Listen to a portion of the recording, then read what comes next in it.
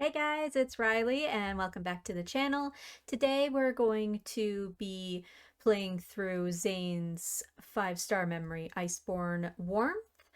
And I know it's 2 days before the banner ends. I'm sorry. It's a bit late for me to be playing this since it's been 2 weeks since I pulled it, but we're here now. And anyway.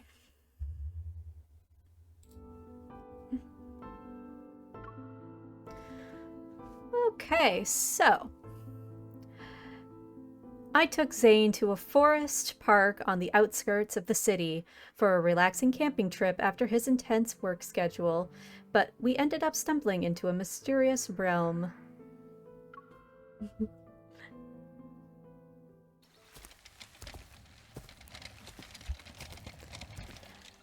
The cart's wheels crush the grass as I transport the last batch of supplies into our campsite. Outdoor camping mat, stove, folding chairs. Oh, that's everything. Zayne, who's in charge of setting up the tent, looks up from the instruction manual. Thank you for your hard work, Chief of Logistics. It's nothing. This can barely be considered a warm-up. Looking at the tent that has yet to be assembled, I walk over to Zayne. So, how's our Minister of Housing doing? Do you need some help? Zayne gives the instruction manual a little shake. I understand the theory, but I ran into a slight problem with the practical application. If you're willing to help, that would be perfect. I pick up 2 corners of the inner tent and spread it out. Meanwhile, Zayne crouches down to compare our setup with the diagram in the manual. Ah, the poles were threaded through the wrong loops. No wonder it wouldn't stand up properly. He quickly adjusts the crossing poles. Then we raise the tent and position it properly. You're somehow a professional and an amateur at this. Zayne secures the 4 corners of the tent before pulling out the rainfly from a bag. I can't tell if that was a compliment or a critique. A bit of both. I set up tents during department retreats.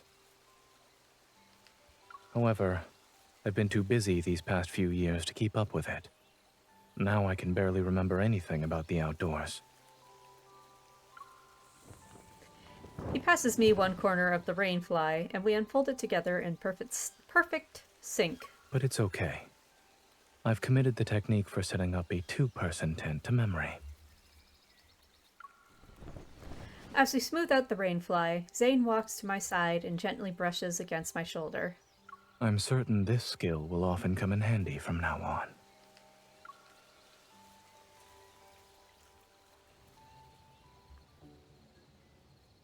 While Zayne's tent-setting skills might be a little rusty, his dessert-making abilities are still impeccable. The desserts he packed from home are still crispy. After a satisfying meal, I sink into the folding chair and look at the starry sky. If there's a shooting star right now, I'd wish for... I close my eyes as I speak. I purposefully act out an exaggerated display of sincerity. I wish I could have Zayne's desserts every day from now on, especially the freshly baked ones. That's a good wish. As soon as the words leave my mouth, I realize how greedy my wish sounds. Every day might be too much. I'll settle for whenever Dr. Zayne isn't busy. 1 second passes, then 2, yet all I hear is the whisper of the wind. Is he going to say anything? I open one eye and sneak a peek at him. He catches me in the act, and an irrepressible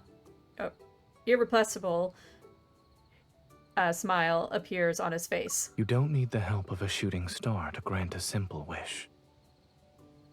I'll take its place and make it come true myself. You're just as sweet as the desserts.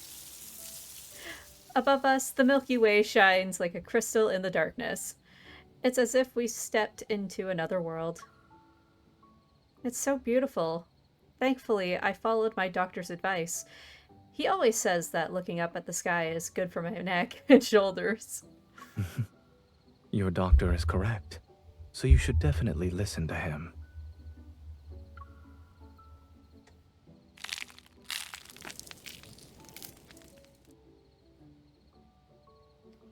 Something warm brushes against my lips. I glance down.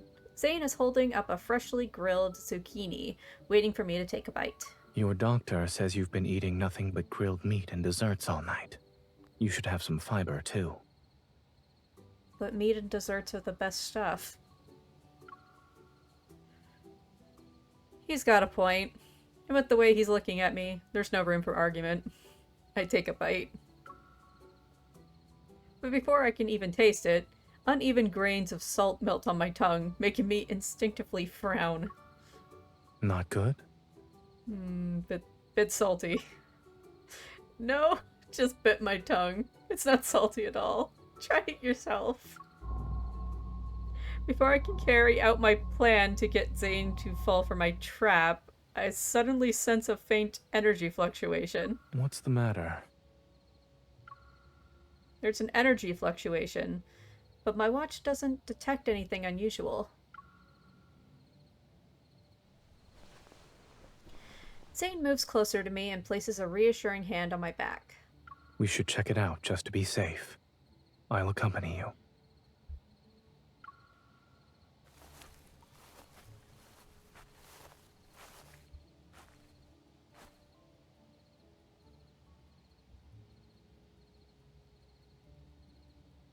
We carefully patrol the perimeter of our campsite. And after we confirm there are no signs of any wanderers, we relax. Weird. Why would it... Being vigilant is always a good thing. If I sense anything else tonight...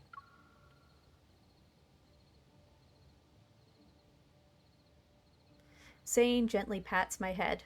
Then we'll do another check. You trust me that much? Of course. I trust you unconditionally. Except for... Yes?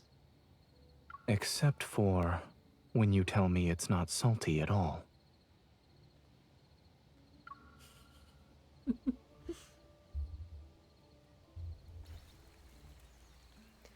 When I wake up, every muscle in my body feels grateful for the air mattress Zayne picked out. I unzip the tent and leisurely start my morning stretch. But then I freeze. In the clearing near our campsite, an imposing tower had appeared out of nowhere. Zayne? I just saw on the news that...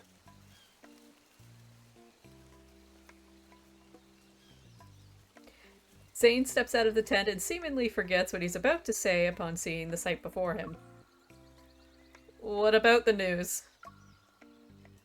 Zayne pulls his gaze away from the tower, pausing thoughtfully for a moment before showing me a news article on his phone. Last night, the Deepspace tunnel experienced another intense disturbance. As a result, several new spatial anomalies have appeared in various locations. After reviewing the nighttime surveillance footage, it's been confirmed that these spaces exhibit no abnormal energy readings. Citizens are free to enter and exit. Your fluctuation sensing skills are spot on. But this is the first time a spatial anomaly appeared right in front of me. Now that I know it's harmless, the tower which had looked so ominous before seems much gentler. When we make eye contact, Zayne understands what I'm thinking. Do you want to check it out? Heck yeah.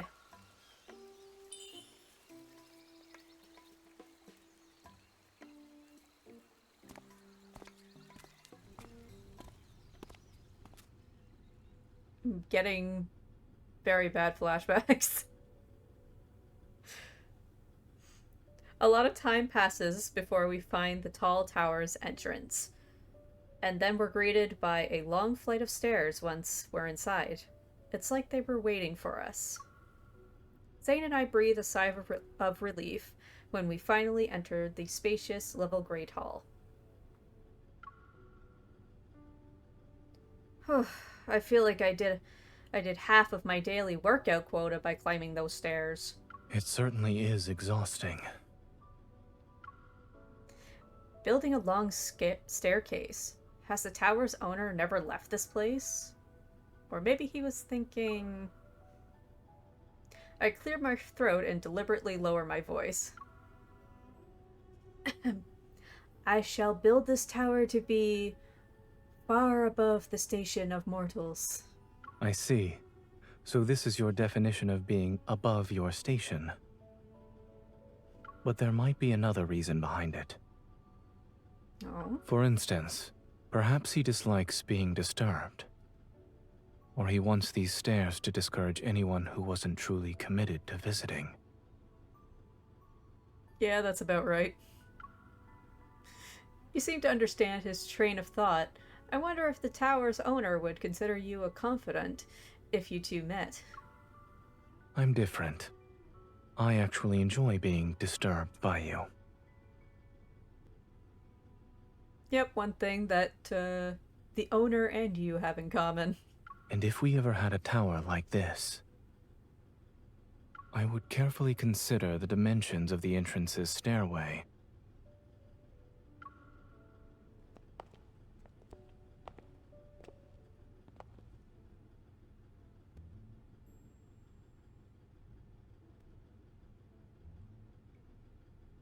After circling most of the tower, we become more certain about us being the only people here. We enter the main hall on the first floor, and there stands a massive throne on a throne of a peculiar design. This throne is made of ice. My curiosity gets the better of me as I sit on the throne. I run my hands along the massive ice pillars to my left and right. Do you think this belonged to a king? I lower my voice and strike a regal pose as if I'm about to give out commands. If we shall deploy 5,000 troops.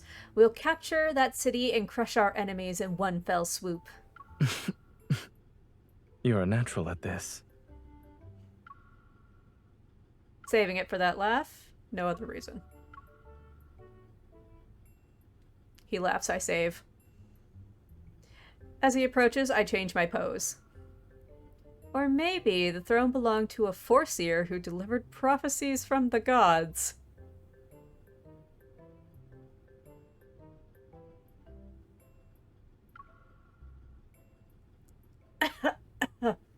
Leave me.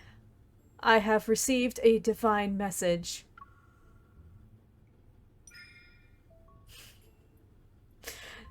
Zayne stands off to the side, lost in thought.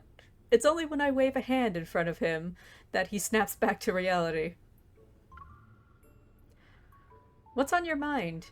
You've been quiet for a while. I was just thinking, how did I never notice you had such a talent for acting? A hunter needs to be flexible. Besides, I'm putting on a good show. Why aren't you playing along? I was playing along, though. Zayne points to where he had been standing during my royal performance. Over there, I was playing the role of a royal messenger who didn't dare to speak too much in the royal court. And now, I'm a silent yet devoted messenger to a foreseer. I may not have any lines, but I've played my part. Zayne's deadpan attempt to explain himself is so amusing that I've decided that I had enough fun. I stand up and move closer to him. Then may I ask this messenger a question? Would he like to help this foreseer move her living quarters?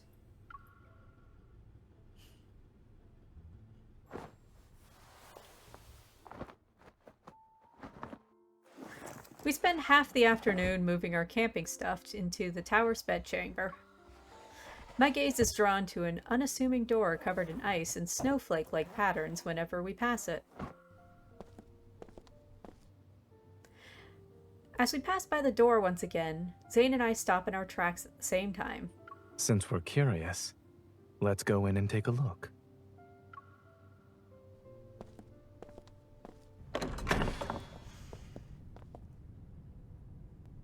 Behind the door, that's no bigger than a person, an unexpectedly vast space. Shiny flower buds are scattered on the floor. Meanwhile, bookshelves loom over us. I can't even see the top of them. Is this a library? Why are there flowers growing in a library? I lean down to get a closer look at the buds. Jasmines? These are different from the ones I've seen before. When I touch a lightly closed bud, I unexpectedly feel a chill. They're made of ice? Zayne bends down and gently strokes the ice jasmine, his movements so familiar as if greeting an old friend. As expected, not a single flower has bloomed.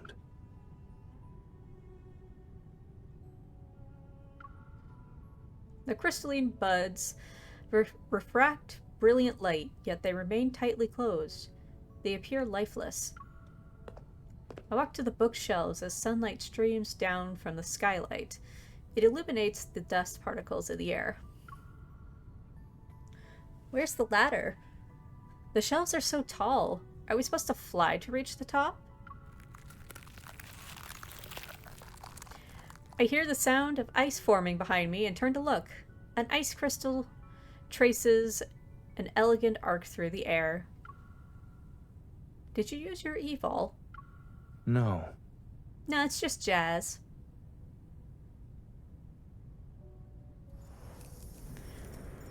As he speaks, Zayne extends his hand. He makes the ice crystal hover above his palm. It's the ice crystal here, but it seems like I can control it. It probably appeared just now to answer your question. Zayne taps the ice crystal and it immediately flies down to our feet. The ice crystal expands under us and forms a platform. It steadily lifts us into the air. This is amazing. Zayne, do you think you can learn how to do this? Then we won't have to wait for elevators anymore. He puts his hand on my waist to steady me. We can use this to go to your window next time I walk you home. Be careful. The neighbors downstairs might call the police. I guess you need your own tower to use these conspicuous ice crystals. As my gaze sweeps over the various books on the shelves, I grin. They remind me of the medical textbooks in Zayne's home. Is there a reason why you're smiling again? I was just thinking that if you had a tower this large, part of it would be a library. Probably. Yeah. His fingers trail along the bookshelf. With a library this big, we could put research materials here, case files there, reference books over there. As for this spot, I excitedly start imagining what the future library could look like, and he just listens quietly. When I turn to ask for his thoughts, our eyes meet and his somber expression softens. How about we put your books here? If there's room, I'd also love to add some feel-good stories with happy endings. If we do that, you'll be in the library for the entire day, and you'd make me stay inside with you. I tease him while I pull out a few random books from the bookshelf. The text is incomprehensible, but the illustrations are easy to understand. There are so many pictures of jasmines. Whoever owns this place must really like them. Zayne seems to eagerly take the book from my hands, though I'm not sure if it's the illustrations or the strange writing that caught his attention. I stand quietly to the side, taking in the entire library from above. My gaze sweeps over the dome and stained glass windows, but in the end, it's the unopened ice jasmine on the floor that draws me in uncontrollably. It's a shame they haven't bloomed yet. The view from here would be beautiful. It's possible they don't bloom at this time, or the conditions aren't right. My stomach lets out a low growl, yet it echoes in the empty library. The pages close, and the playful smile reappears on the face of the person behind the book.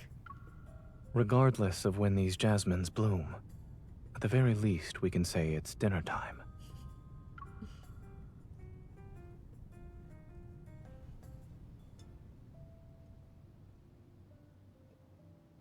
On our third day of camping, we follow our original plan and spend the whole day hiking in the mountains. The weather suddenly changes on our way back. When we return to the tower, we're completely soaked. Thankfully, the tower's fireplace is still working. We put in the wood we've collected and finally get a fire going. Do you feel a little warmer?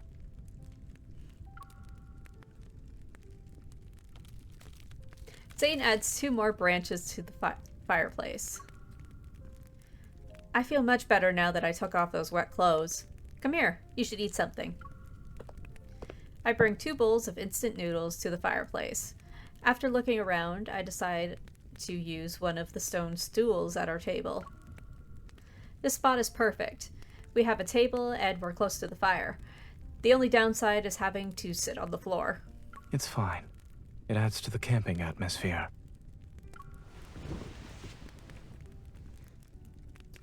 We sit down on the floor beside the stool. I start to eat, and the hot broth warms my stomach. Contentment washes over me. Sitting on the floor to eat might not be elegant, but there's something wonderfully nice about this. It's like we've gone back to a more ancient time. Indeed. I suddenly have the urge to go hunting after our meal. I kind of want to see that, honestly. Devouring some noodles, I pat the stone stool and lean back against it. Who knew having a low table would actually make things more comfortable? If you like it, I wouldn't mind getting a low dining table for our home. No thanks. I'd rather not have hunting become the after-dinner activity when I come over to your house.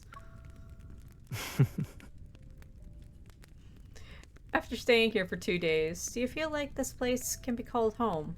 Yes. And since we're on vacation, it's even more relaxing than being at home. I shift back against the stone stool and stretch out my legs. I've been thinking about something for the past few days. What if we just kept living in this spatial anomaly? I suppose you've already concocted a plan. I wouldn't say that, but I do have some ideas for renovations. The empty space in the back could be perfect for a garden with flowers and vegetables, and the curtain in the bedchamber can be changed. If you want better sleep quality, using blackout curtains would be ideal. The library should stay as is, but we definitely need a kitchen. Let's design an open plan one. Then you can have freshly baked desserts right away. That's a good idea. I approve. The firelight is reflected in Zayne's eyes. As for the Great Hall, we should have some large plush rugs. They can also cover the stairs. We can put 2 recliners on those rugs. Then we won't have to sit on the floor anymore. In the dancing firelight, we keep imagining different ways to decorate this tower. It's as if our plans could become reality at any moment. Why hasn't the owner decorated this place, though? Maybe only one person lives here.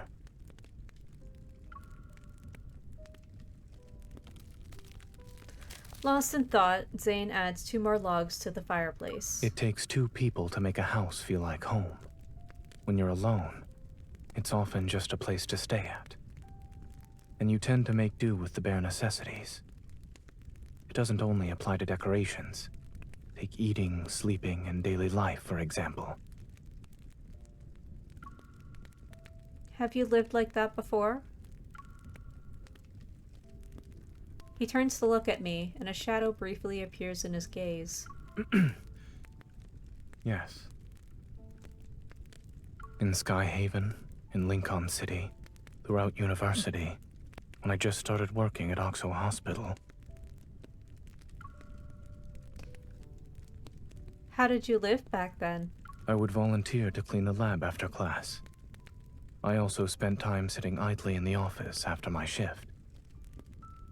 I occasionally bought groceries while walking around, but I'd usually only remember to eat them right before they spoiled. Why? I'm not sure. Maybe it's because I had no one to share anything with. I couldn't find the motivation for most things. Baby. Perhaps realizing his tone had gotten too solemn, Zayne gives me a slight smile. But his expression only makes my heart ache in a way I can't really describe. Zayne, are you afraid of being alone? Not at all.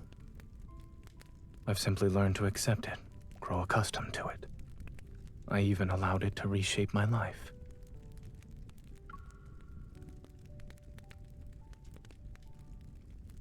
As he speaks, he slowly clenches his fist.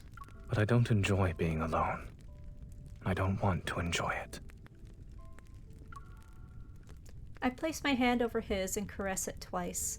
When I think about the past sometimes, I wonder what I would have become if we never saw each other again.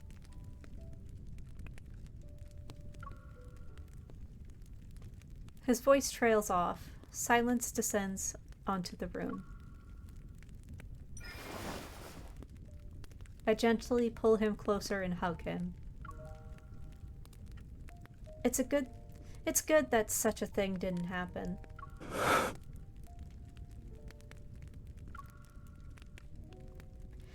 His palm rests against my back. Yes, I'm very lucky.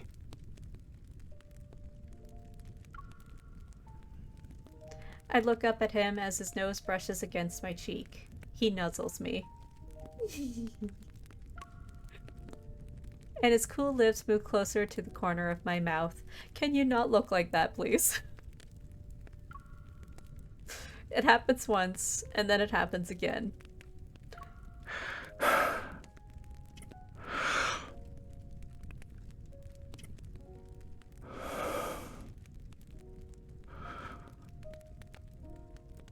It's wonderful that you're by my side.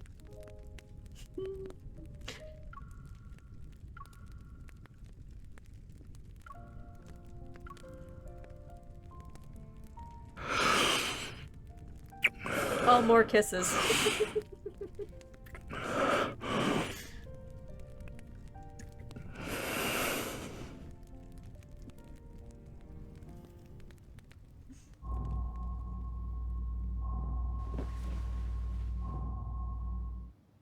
In the middle of the night, I'm jolted awake by a familiar surge of energy. I plan to get up while not waking Zayne so I can investigate, but a warm hand grabs me as soon as I sit up. What's wrong? Is there another energy fluctuation? Yeah, it's somewhere in the tower. I'll go with you.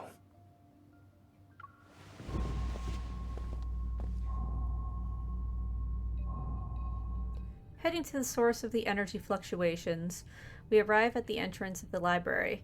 The door is slightly ajar, and a faint light seeps through the gap. My watch hasn't gone off. Maybe it's like what happened before with the spatial anomaly. I place my hand on the door, and Zayne's hand is soon next to mine. Let's see what happens.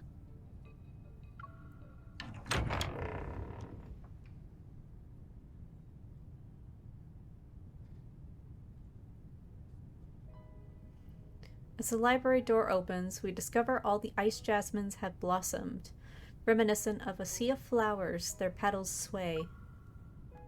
The jasmines bloomed? It happened overnight. Is it related to the energy fluctuations? Regardless of the reason, we won't be left with any regrets about our trip. The rain outside has stopped before we realize it. Pure and brilliant, moonlight streams through the skylight. Under the moonlight, Zayne's features are softened to the point where they exude a rare gentleness. He smiles and holds out his hand to me. Finding this tower is a miracle in itself. It'd be a shame to let the moonlight and flowers go to waste.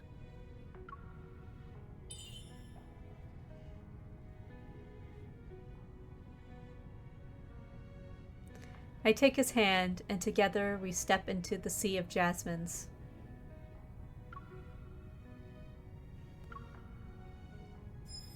Ooh.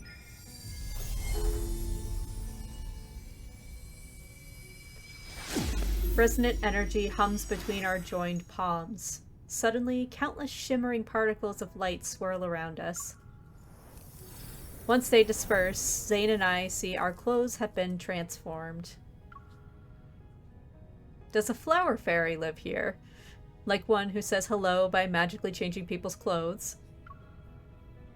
I look down at my ethereal gown. I can't help but do a little spin. If there truly is a flower fairy, I believe I'm already standing before her. In that case, as a flower fairy, I'd say you're the reason behind these flowers You're the reason why these flowers bloomed. Zayne pauses. Me? Your presence made the fairy's heart blossom with happiness. That's why all these jasmines unfurled their petals. A tender joy reaches the corner of Zayne's eyes. Well then, may I ask the flower fairy to grant my wish? Since I made these flowers bloom. Walk to the center of the sea of jasmines and make your wish. Maybe the fairy will appear before you, and together you'll walk across a rainbow bridge. Smiling, Zayne walks.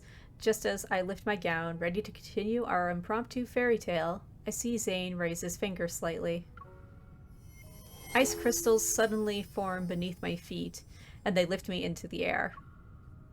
Zayne?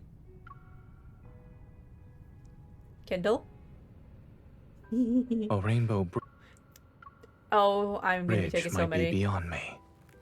But I can offer steps under the moonlight. Is that good enough for Miss Fairy?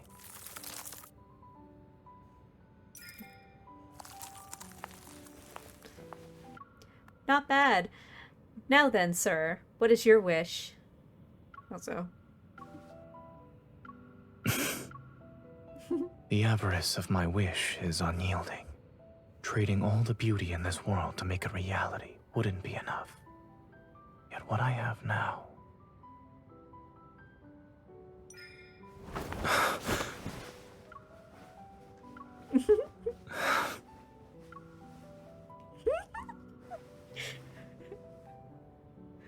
They're nuzzling each other is so freaking cute.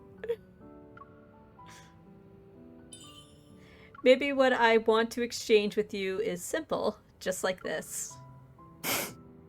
But I want to give you so much more.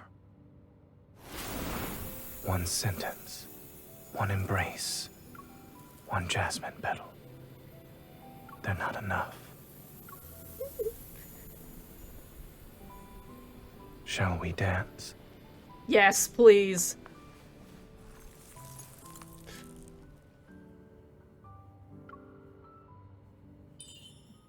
Zayne.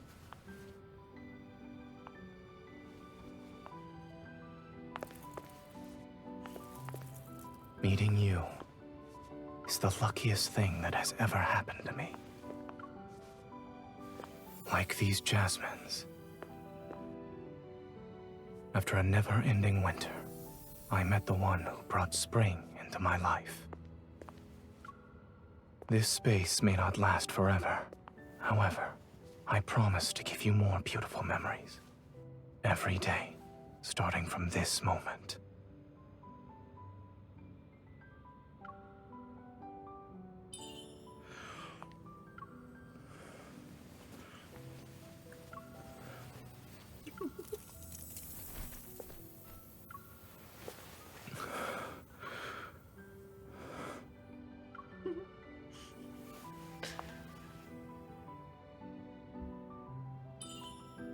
This is already wonderful, but Zayne, you still haven't told me your wish. I wish you could be happy for all of eternity.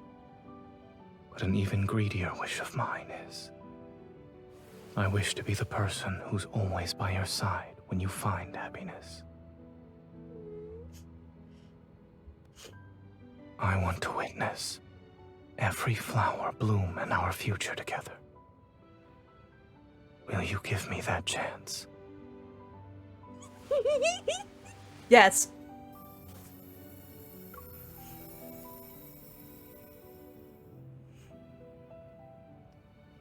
Yes, no hesitation. I will.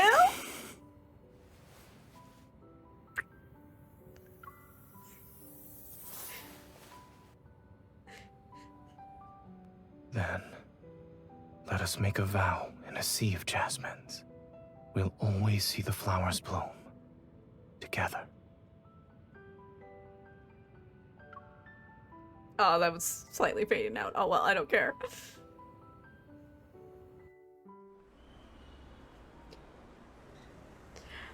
Once we leave the campsite, Zayne and I return to our busy lives and work. The weekend finally arrives, and Zayne made arrangements for us to meet up. He said he'll fulfill the promise he made a while back. Are you almost here? I'll come to meet you and pick up some seasonings along the way. Almost. Give me 5 minutes. My gaze is drawn to a row of jasmines in full bloom outside the florist's. Those blossoming memories are still fresh in my mind. Actually, I'll meet you in 10 minutes.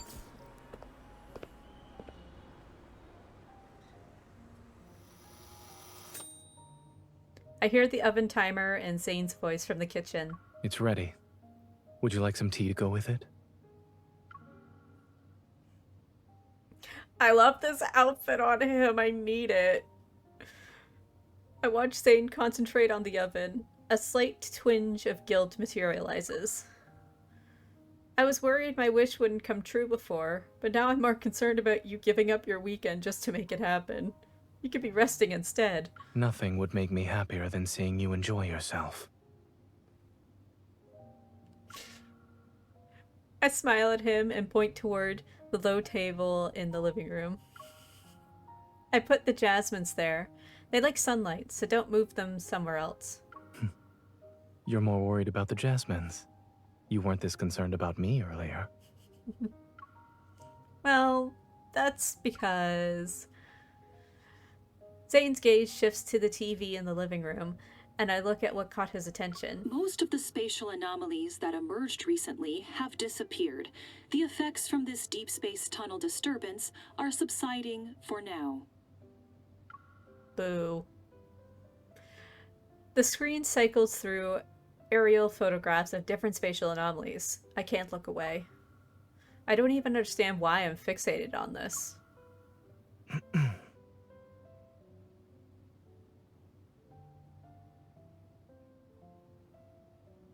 After Zayne gently coughs, he moves in front of me and blocks my view of the TV. You're upset. That sounds less like a question and more like a statement. I'm not. It's just that the place we called home for a few days is probably gone now. And those ice jasmines, I wonder if they'll bloom again. I trail off as I ask myself what I miss more, tower or the jasmines? Of course they will.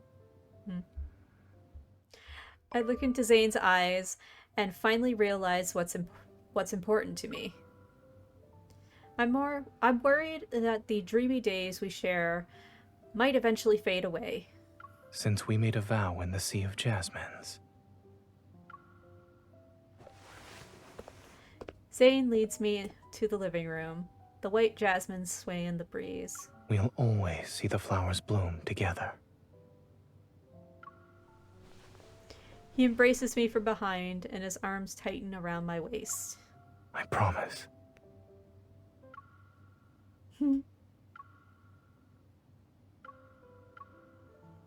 Those words land in my ears as I look at the jasmines in full bloom. They must have heard his promise too. No, it's over already.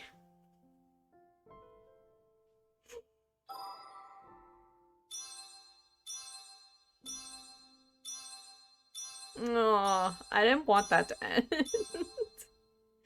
At which?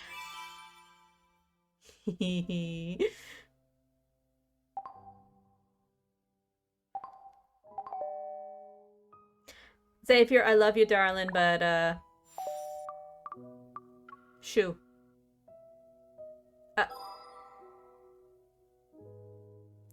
What happened to your nose, Zayne? Oh well, I'll accept it. He knew that he had to wear that today. And we got the ring!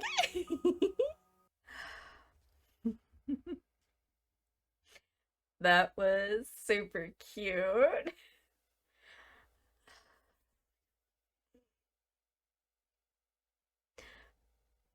Well, thank you for watching this far if you have, and if you enjoyed, give the video a like and subscribe as well.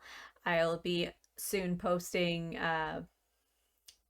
the other cards as well for this banner. I'm very excited to be watching all of them as well. All right, I'll see you in the next video. Bye-bye.